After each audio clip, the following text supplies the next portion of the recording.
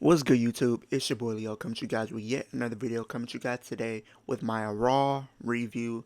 I know I did make mention in the last video I wasn't able to stream it because I had other things that I had to attend to family-wise, so I wasn't able to stream Monday Night Raw, but I did catch as much as I could. I was pretty much watching on my phone and everything like that, so I'm going to give you guys my review on some of the things that took place on Raw. I'm not gonna go over everything, but I'm gonna pretty much go over the key things that did take place and where do I think some of these stories are going to lead to as we head into our next pay-per-view, Bash at Berlin. So we kicked off the show with Rhea Ripley kicking off her Monday Night Raw, addressing how she felt about the whole Dominic turning on her at SummerSlam situation. At this point we never heard her talk. She hasn't spoke on it, and she talked about how pissed off she was about everything, and how she was feeling about the whole thing initially. How she was heartbroken, how she was sad, but ultimately overall she was pissed off. And then she pretty much went all in, no pun intended, to AEW. But she pretty much she really threw a little jive at Dominic. In my personal opinion, she was like saying, "I'm pretty sure you heard this before. It just wasn't deep enough." And boy, oh boy, when I heard that, I gasped. I'm like, "Hey, this ain't PG." I said at this point, you know what? Cancel the PG rating for Monday Night Raw because it's no longer PG at this point. When you go talking about type of stuff like that, it's not PG anymore. It's not. And she keeps talking about that, and then talks about their partnership, and then she gets interrupted by Dominic and Liv, who were being booed out the building, not even having a opportunity to speak much of at all. And um, Dominic pretty much goes on and explains his actions, why he did it, and he explained that he was tired of being bossed around by Rhea and being forced to call him mommy, and he's finally found a woman um that calls him daddy. So pretty much what happens is, and if you look at their story, how they've been telling this, they've made Rhea Ripley look like the hero, but if you really look at the whole um, context clues of the entire situation, she's pretty much the villain in this entire story. I mean, it started with her, belittling on Dominic, beating him, and to the point he submitted and pretty much went along with whatever Rhea Ripley was doing. And he turned on her at some point. He got tired of that, and he even played up the fact that Liv Morgan is a better woman than Rhea Ripley. I mean, how he gets chicken tendies anytime he wants to. He can play the video games anytime he wants to, and how much pretty much he got a bigger win. And then Rhea's talking about, you won championship gold and everything, and then Liv Morgan and Dominic says Liv Morgan helped me beat my deadbeat dad Rey Mysterio. But then Rhea Ripley, she kind of asks, and she says the only reason why you didn't and she talks about when Rey was and Dom had their feud like last year.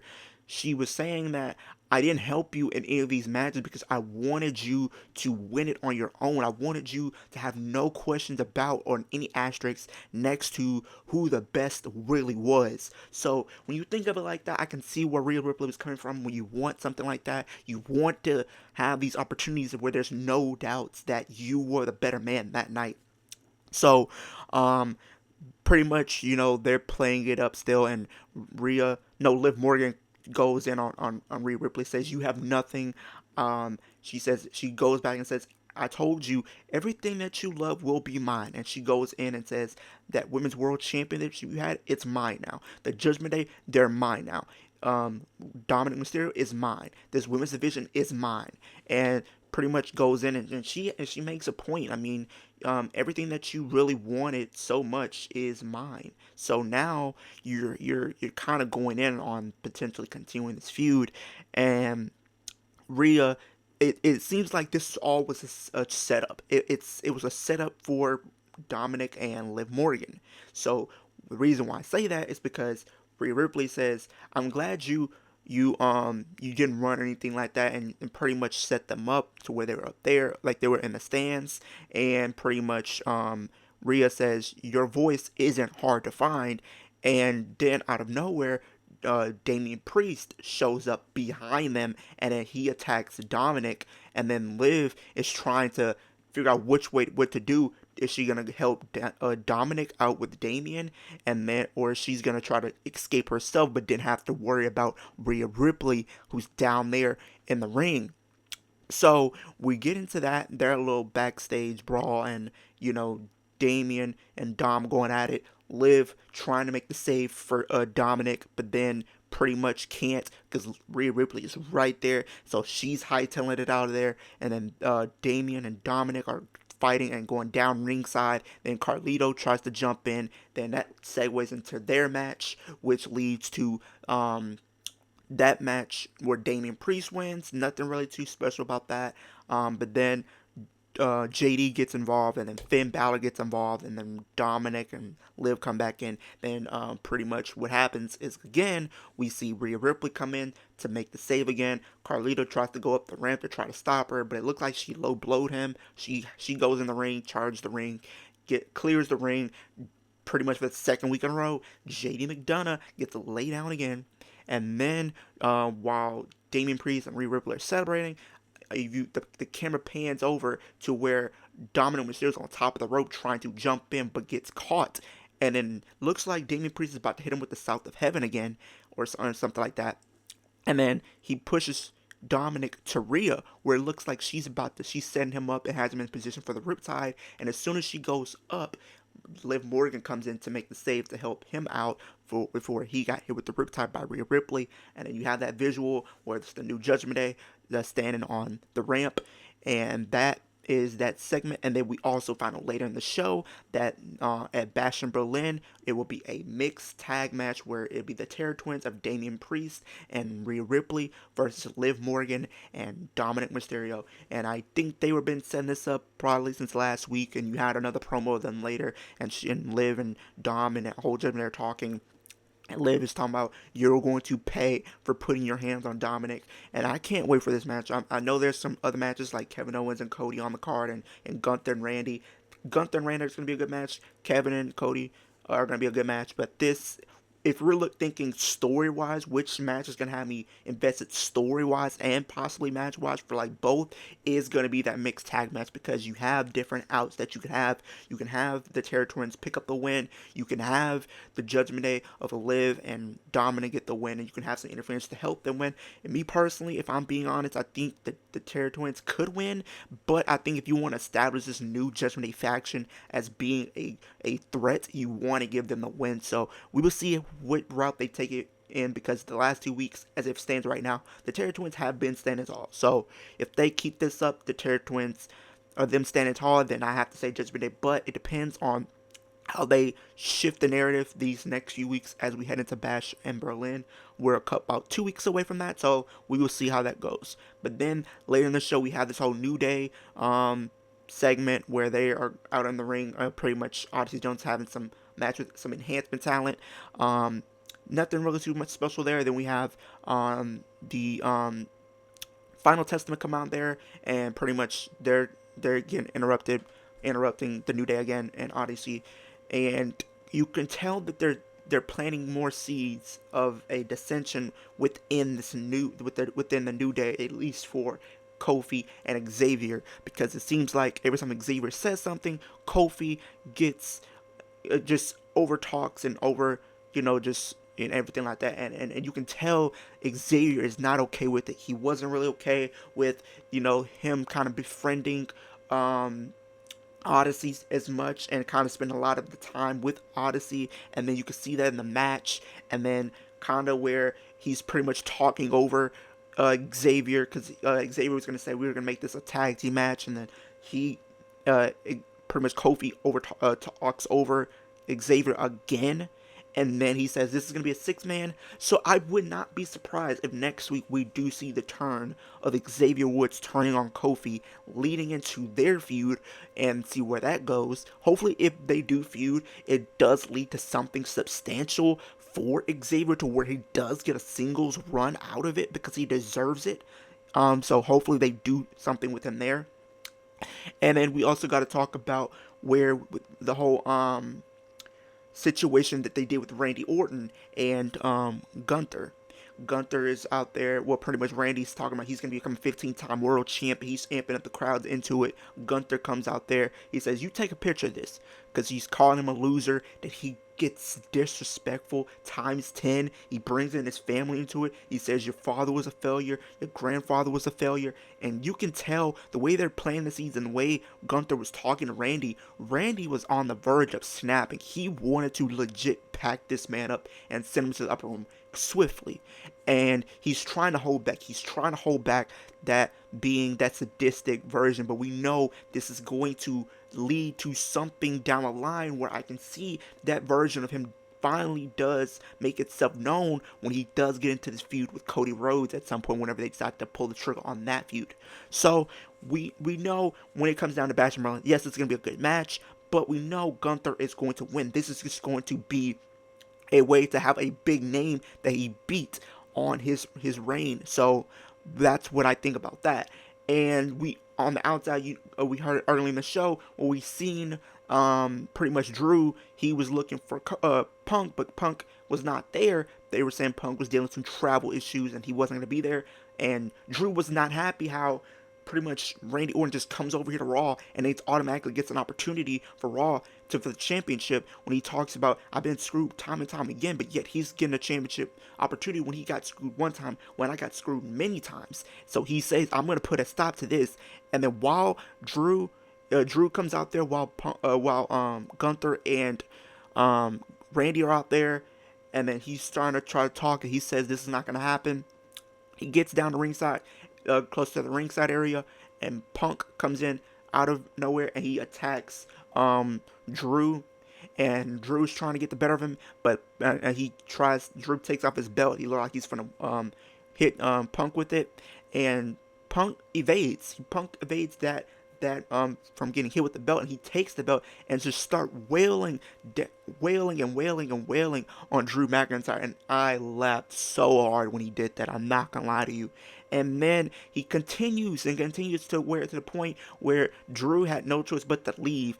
And then they catch up with Punk backstage, and then I guess one of the backstage personalities, they caught up with Punk and just says, "We were on the same flight, so what's going on?" He says, "I lied because here's the thing: if Drew would have known I was here, he would have left. He would not have been in this ring. He would have done anything to avoid seeing my face, and then he probably would also call it hypocritical because I attacked him and did things in this fashion." But he says, "I'm not going to stop until I get my hands on Drew." He has that bracelet. He can keep the bracelet, but the context of what's on the bracelet, I can't let slide. He cannot let that slide. And the way they're setting it up, and he says, he looks down at the belt that he has, and he says, "I have a way to get my pound of flesh." And the way they're setting this up, maybe they set this up for maybe Bash in Berlin. We get part 2 of the Drew and CM Punk saga, where this could be a strap match. Maybe I can see them possibly setting that up, or they're doing some type of Extreme Rules type of match, maybe. And then we have maybe Punk win that one, and then we get to Hell in a Cell, and that's where we get the final combination of this feud. So I'm all for it. Then we see Bronson Reed approach Adam Pearce, and Adam Pearce said, "You had a lot of nerve coming in here and doing what you did after what you did last week. You're lucky I don't fire you." And then Bronson Reed tells Adam Pearce, "I told you I wanted competition. I told you I wanted a match, and you just ignored me. And I said if you weren't going to give me an opportunity, I was going to make an opportunity of my own. And I made an opportunity at the expense of Seth Rollins. And if you don't give me a match, the same thing that happened to Seth Rollins last week is going to happen tonight." And then pretty much Truth is saying, "I got you a match with Braun Breaker for the Intercontinental Championship." And he said, "Are you sure? Because Braun Breaker has a match with Sami Zayn." And then pretty much he ended up getting a match with Braun Breaker. They had a little bit of back and forth, but you could tell Bronson Reed was overpowering the Miz entire match. Bronson won the match. He was about to attack the Miz again, but R-Truth was saying, "No, don't do that." He tried to get R-Truth tried to get the Miz out of the ring. He ends up getting hit with the tsunami numerous times, to the point this man was KO. He was done. They had to send him to the medical facility. He's right there with Seth Rollins right now. They're probably talking, having a good time, whatever the case is. But they're definitely building up this Bronson Reed, and I hope they continue to build him up even after Seth Rollins comes back and they do something with him after that feud, because I think he's somebody that I think a lot of people want to try to get invested to the point where he's doing something substantial. What if it's going after titles, being in numerous worthy feuds that people can get behind and stuff like that, and they haven't really capitalized on that until this point, but hopefully they continue to do so. And then we gotta talk about the main event of the evening. 2 out of 3 falls, Sami Zayn versus Braun Breaker for Intercontinental Championship. This match was fun. This match was fun. I love this match. This is the match that we should have gotten at SummerSlam. This is the match we should have got at SummerSlam. Because they proved because people at this point thought that there wasn't really too much to this feud. Like, it was going to probably be your generic one-on-one match, and it was going to have a few good spots, but that was about it. But they amped it up here. They amped it up to the point where a lot of people are saying this is the match that they should have had at SummerSlam, and I totally agree. This is the match we should have gotten at SummerSlam.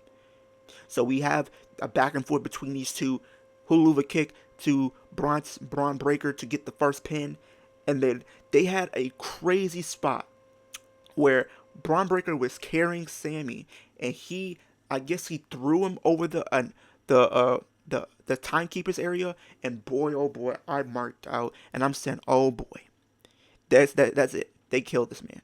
They tried to legit kill this man on live television.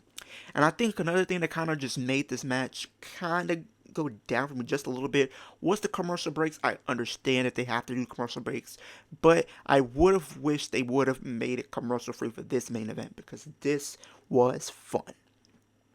And then then Braun Breaker, he got the second pin. So they gave him the back-to-back pins and stuff like that. That's usually how they kind of do these pins. Usually somebody will get a pin the first match, and then the winner ends up getting the last 2 pins. I used to like when they used to do these 2 out of 3 falls matches where it would pretty much was like, one person gets 1 pin, another person gets another pin, and then the person who got the first pin gets the third. That's kind of how I remember a lot of these 2 out of 3 falls matches, but they kind of changed it just a little bit, the structure of it just a little bit, but not too much. And then we see the finish of the match where looks like pretty much Sami is trying to hit the Huluva kick, but Braun keeps ducking. He goes to the looks like Braun Breaker was trying to hit a Hurricane Rana on Sami, but Sami knocked him off the top rope, and he goes for a dive onto Braun Breaker, but Braun Breaker spears him mid-air to get the 1, the 2, and the 3 to remain your Intercontinental Champion. Oh, and I also forgot, we had this Texas Tornado tag with Alpha Academy and American Made. That was a solid match. And then we also got the turn of Ivy Nile aligning herself with American Made. We all knew that was coming, but the turn itself was great. It was solid. It was good. But like I said, the main event was really good. Wish they would have added this match to SummerSlam and would have made this match the way it was like now on SummerSlam. This would have been very fun. But this is the combination of their feud, where I think now we probably see Sami Zayn get involved back in this bloodline stuff later this year, probably in the lead up to Survivor Series. Braun Breaker probably is going to be looking for his next challenger. Honestly, the way they structured the show and everything like that, I wouldn't mind. I know I'm not saying Braun is a face or anything like that. He's pretty much just being him, but the fans love him for it.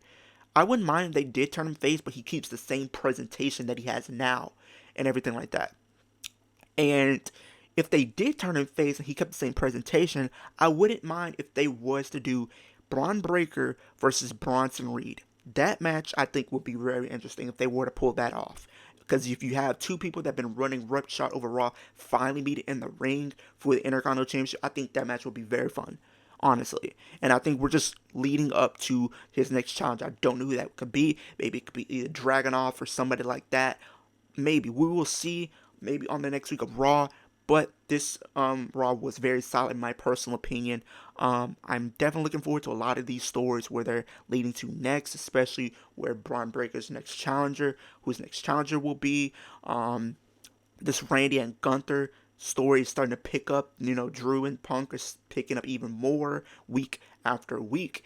And we're also seeing this new Judgment Day faction trying to find their way and everything like that. And it looks like they're getting involved with the Terror Twins, and Terror Twins are pretty much going Judgment Day hunting at this point. We will see where that goes next week as we do. Like I did say earlier, we have those two for at Bash in Berlin this year in a mixed tag. So I'm looking forward to how they amped up that match and this feud going forward. But that is the end of that's my review for Monday Night Raw. Comment down below what was your favorite part of Raw. What are your overall thoughts on Monday Night Raw? What's your overall rating for Raw this week? Let me know in the comment section down below. We're on the road to 300 subscribers. Ultimate goal is 10K. Like I say in every video, when I do hit 10K, I will do a giveaway with one of my lucky subscribers. We'll win a championship from WWE Shop. So if you want to have the opportunity to be that winner that gets a championship from WWE Shop, subscribe to my channel. It's absolutely free. You can always change your mind in the future. But why would you want to do that? I'm trying to give you guys daily wrestling content. But with that being said, super kick that like button. It helps on my channel. It gets pushed across the platform so more people can see what I'm doing here on YouTube.